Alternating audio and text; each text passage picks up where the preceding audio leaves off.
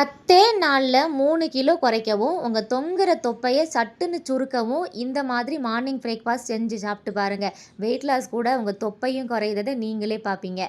அதுக்கு ஒரு 2 ஸ்பூன் ராகி மாவு எடுத்துக்கிட்டேன். இதுக்கு தேவையான அளவு தண்ணி ஊத்தி கட்டி இல்லாம கரைச்சி எடுத்துக்கணும். தண்ணி அதிகம் சேர்க்க தேவையில்ல. இந்த மாதிரி கட்டி இல்லாம கரைச்சதுக்கப்புறம் பார்த்தீங்கன்னா, இது கூடவே ஒரு கைப்பிடி துருவுன சொரைக்காய் சேர்த்துக்கிட்டேன். அது கூடவே துருவுன கேரட் கொஞ்சம் சேர்த்துக்கிடுங்க.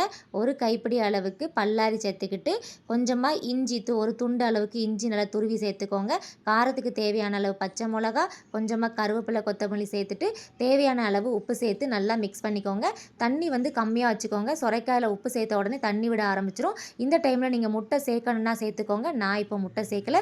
ப்ரோட்டீன் வேணும் அப்படின்னு சொன்னால் இதில் ஒரு 2 முட்டை உடச்சி ஊற்றிக்கிட்டு நல்லா தோசைக்கல்லில் வச்சு அடை மாதிரி சூப்பராக விட்டு எடுத்துக்கோங்க. இதில் பார்த்திங்கன்னா நெய் ரொம்ப தேய்க்க தேவையில்லை. கொஞ்சமாக லைட்டாக நெய் தடவிக்கிட்டால் போதுமானது. நம்ம ரெடி பண்ணி வச்சுருக்க இந்த மாவை சூப்பராக சுட்டு எடுத்து சாப்பிட்டீங்க அப்படின்னு சொன்னால், காலையில் சாப்பிட்டீங்க அப்படின்னு சொன்னால் வயிறு பசிக்கவே செய்யாது. நல்லா சாப்பிட்டு வெயிட் லாஸ் பண்ணணும் அப்படின்னு சொன்னால் நம்ம சேனலை ஃபாலோ பண்ணிக்கிடுங்க. காலை சாப்பாடு மட்டும் நம்ம சேஞ்ச் பண்ணி பாருங்களேன். உங்களோட வயிறு குறையிறதுலேருந்து உங்களோட வெயிட் லாஸும் நல்லா சூப்பராக நடக்கும்.